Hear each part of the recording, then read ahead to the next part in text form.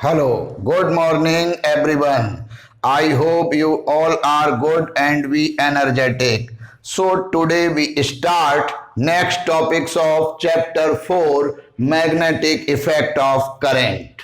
Force between two infinity long state parallel conductors carrying currents. हमारे पास दो parallel conductor हैं जिनमें करंट का magnitude respectively I1 I2 in same direction and distance between two conductors is small d.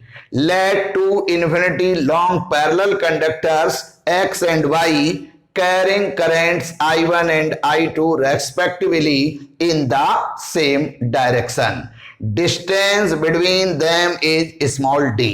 इन दोनों conductors के middle की distance small d है जिनमें सेम डायरेक्शन में respectively I1 and I2 current flow हो रहा है. Magnetic field intensity at any point on the conductor Y due to current carrying conductor X. यानी जो कंडक्टर X है उसमें जो करंट I फ्लो हो रहा है इसकी वजह से कंडक्टर Y के किसी पॉइंट पर जो मैग्नेटिक फील्ड प्रोड्यूस होगा वो B1 is equal to mu naught upon 4 pi 2I1 upon d. Mu naught upon 4 pi constant value हम कंसीडर कर रहे हैं. ये दोनों कंडक्टर एयर मीडियम में प्रेजेंट हैं. करंट I1 फ्लो हो रहा है कंडक्टर X में. इसकी वजह से कंडक्टर Y पर मैग्नेटिक फील्ड है और डिस्टेंस स्मॉल d है. Direction perpendicular to plane of conductor Y. यानी जो B1 प्रोड्यूस होगा due to current carrying conductor I1 उस B1 की जो डायरेक्शन है वो कंडक्टर Y के प्लेन के परपेंडिकुलर होगी according to the Fleming left hand rule. Force experience per unit length of the conductor Y. तो कंडक्टर Y की पर यूनिट लेंथ पर जो फोर्स जो है एक्सपीरियंस होगा इन मैग्नेटिक फील्ड B1 यानी B1 मैग्नेटिक फील्ड की प्रेजेंस में. तो F2 is equal to force upon length. अब यहां पर जो फोर्स होगा वो ILV साइन थीटा. थीटा यहां पर 90 सो साइन 90 बन ILV लेंथ कंडक्टर की हमने L मान ली. अब करंट जो कंडक्टर Y है उसमें I2 है और मैग्नेटिक फील्ड प्रोड्यूस हुआ B1 due to conductor X. L से L कैंसिल हुआ so F2 is equal to I2 into B1. B1 की वैल्यू पुट करेंगे so F2 is equal to I2 into mu naught upon 4 pi 2I1 upon d. इस I2 को यहां add कर लिया so F2 is equal to mu naught upon 4 pi 2I1 I2 upon d. Equation first. अब ये जो F2 है उसकी direction directed toward conductor X. यानी इस जो F2 पर यूनिट लेंथ फोर्स वर्क कर रहा है इसकी डायरेक्शन ड्यू टू मतलब जो है towards the conductor X conductor की तरफ होगी. Similarly magnetic field intensity at point P on the conductor X due to carrying current Y. अब Y की वजह से कंडक्टर X के एट एनी पॉइंट जो मैग्नेटिक फील्ड प्रोड्यूस होगा सपोज कीजिए वो B2 होगा. तो similarly B2 is equal to mu naught upon 4 pi up to I2. क्योंकि Y जो कंडक्टर है उसमें हमारा करंट फ्लो हो रहा है I2 डिवाइडेड बाई D.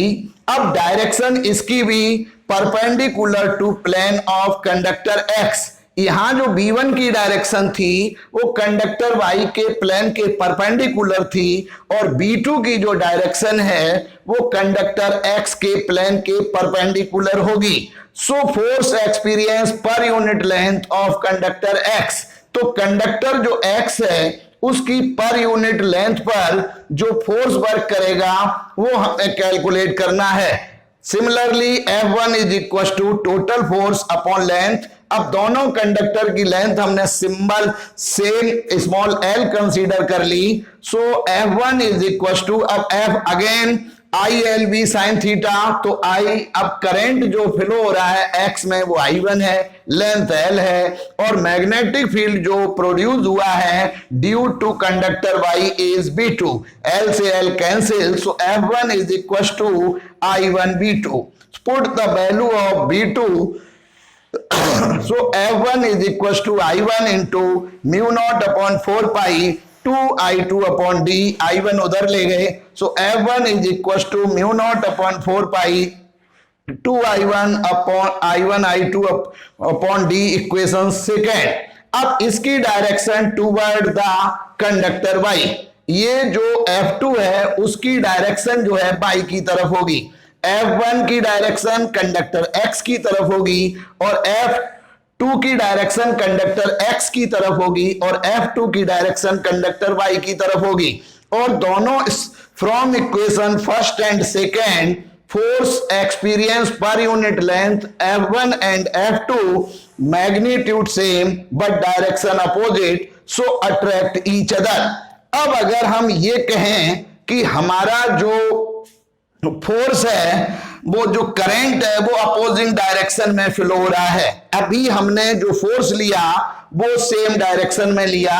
अब हम कह रहे हैं कि मान लीजिए ये जो I2 है इसका जो डायरेक्शन है वो अपोजिट है, तो उस कंडीशन में क्या होगा कि जो F2 है उसकी डायरेक्शन आउटवर्ड होगी, और जो B1 है उसकी डायरेक्शन प्लेन के परपेंडिकुलर होगी. और इसी तरीके से हम F2 की बात करें तो वो F2 की डायरेक्शन आउटवर्ड होगी, और जो B2 है उसकी डायरेक्शन यो जो है प्लेन के परपेंडिकुलर होगी. अब ये यहां पर है इन द अपोजिट डायरेक्शन,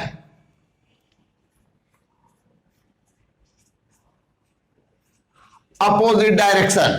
तो अपोजिट डायरेक्शन में सब कुछ सेम होगा, similarly direction perpendicular to conductor Y सब सेम होगा, लेकिन यहां पर जो दोनों फोर्स हैं उसकी डायरेक्शन जस्ट अपोजिट है, और मैग्नीट्यूड यहां भी सेम आएगा.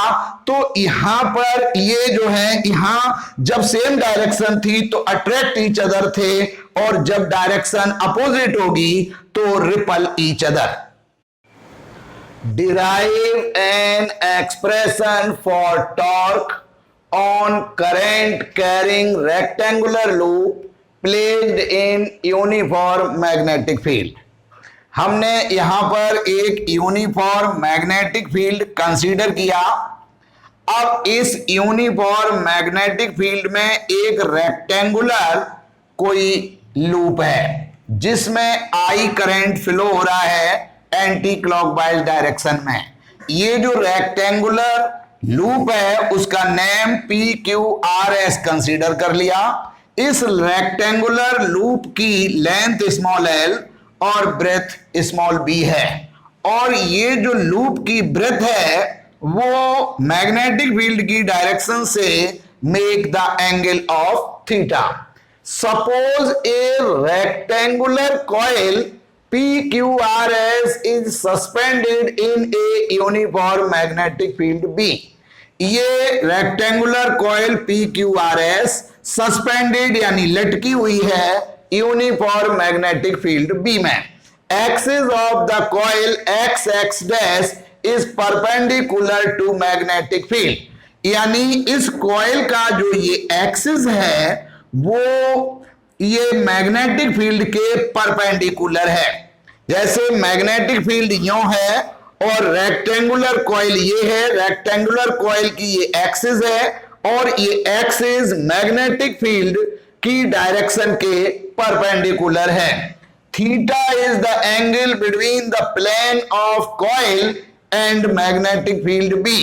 प्लेन ऑफ कॉइल और मैग्नेटिक फील्ड बी के मिडिल का एंगल थीटा है, यानी ब्रेथ की साइड से जो मैग्नेटिक फील्ड की डायरेक्शन है वो थीटा एंगल पर है. Let the length and breadth is small l and small b respectively. इस रेक्टेंगुलर कॉइल की लेंथ स्मॉल एल और ब्रेथ स्मॉल बी है. let a current I flows through the coil in anti-clockwise. Anti-clockwise direction में कोई current I flow हो रहा है।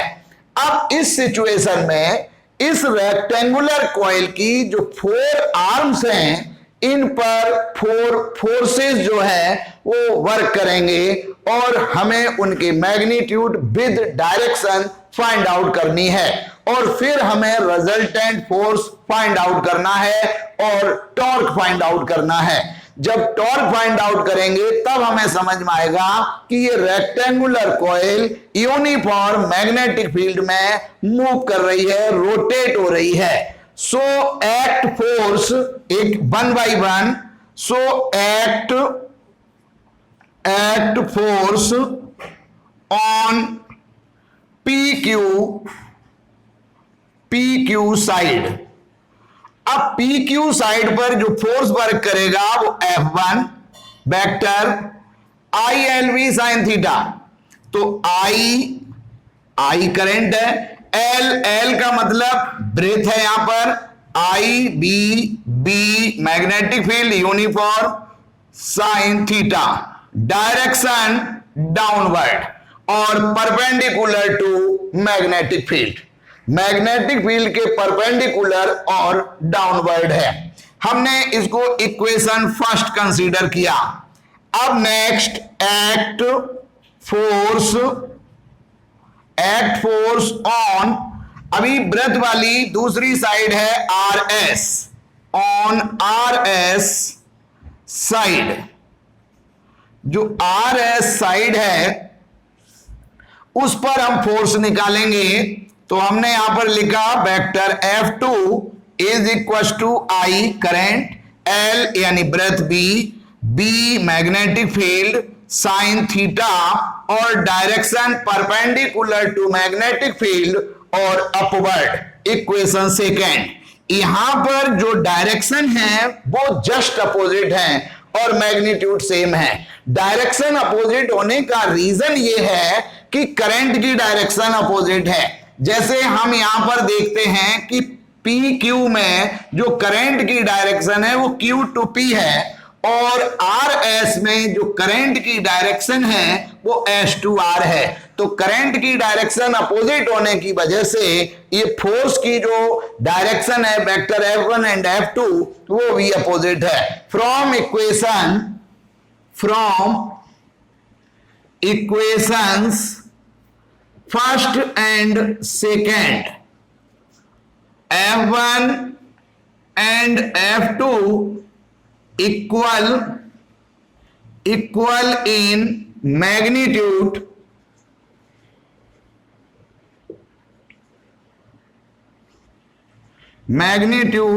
but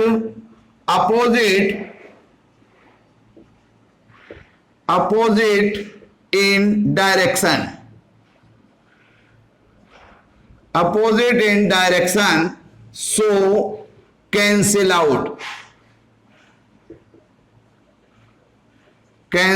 out, then resultant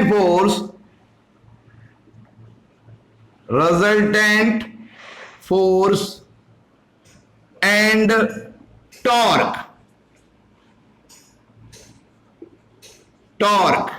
due to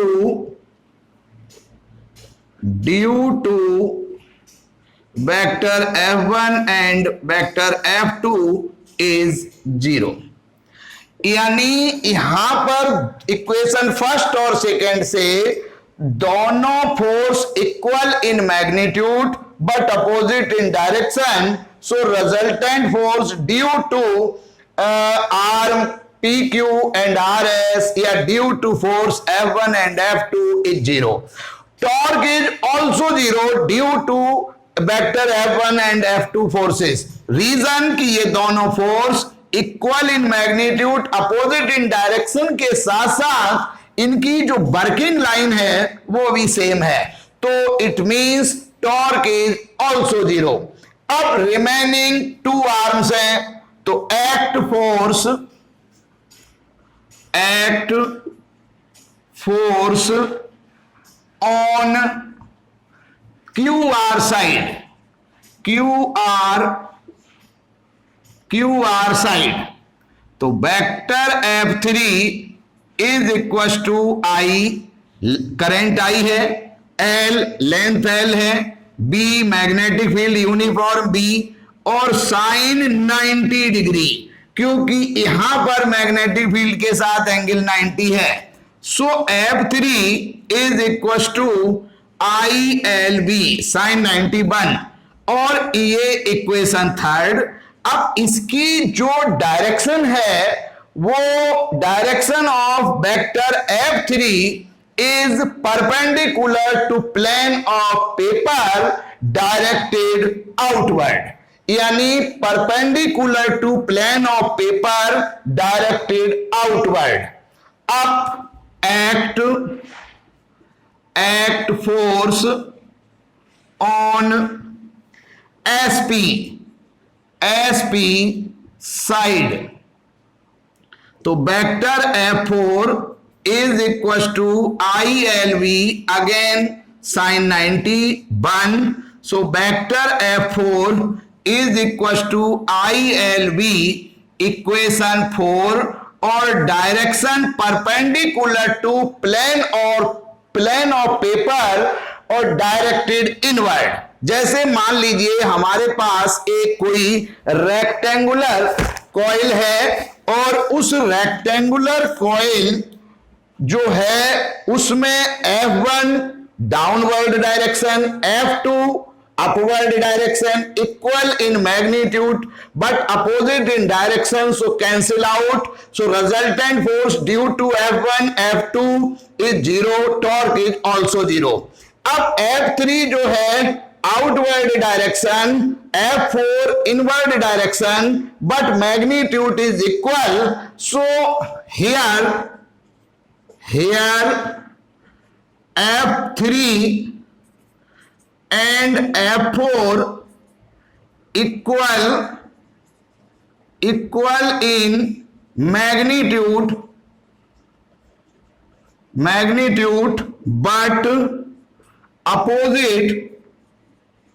but opposite in direction, so resultant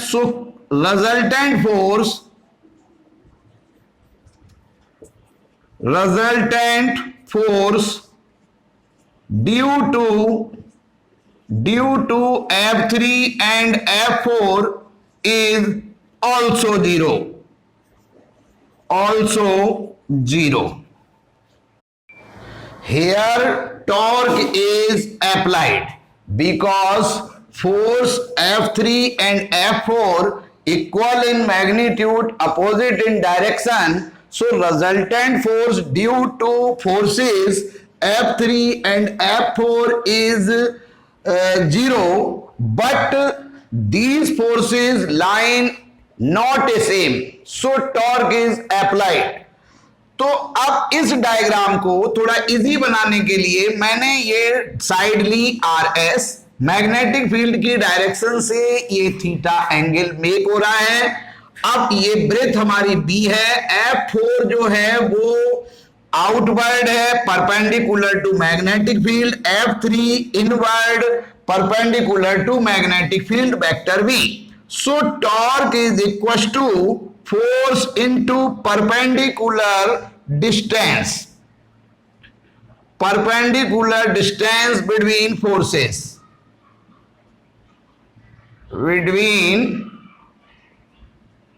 forces F3 and F4। अब यहां पर जो perpendicular distance है, तो एक फोर्स ये हुआ, एक ये हुआ, सपोज ये पॉइंट T है, तो परपेंडिकुलर जो डिस्टेंस है वो इस राइट एंगल ट्रायंगल का बेस है। So torque is equal to F3 F4 कुछ भी लिख लें magnitude same into perpendicular distance RT। अब हमें RT की वैल्यू निकालनी है from figure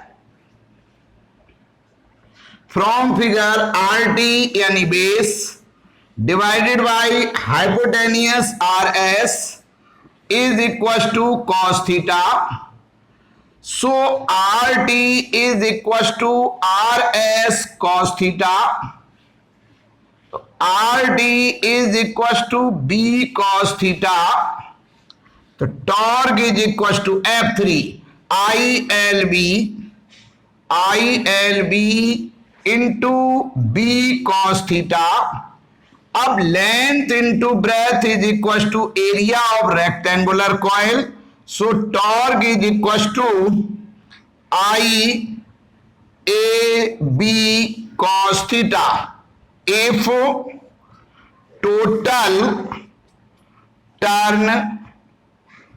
total turn of the coil is capital N, then torque is equal to NIAB cos theta।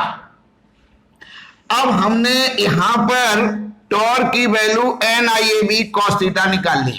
Suppose ये एंगल अल्फा है, from figure alpha plus theta is equal to 90, so theta is equal to 90 minus alpha, then torque is equal to NIAB cos theta की value 90 minus alpha.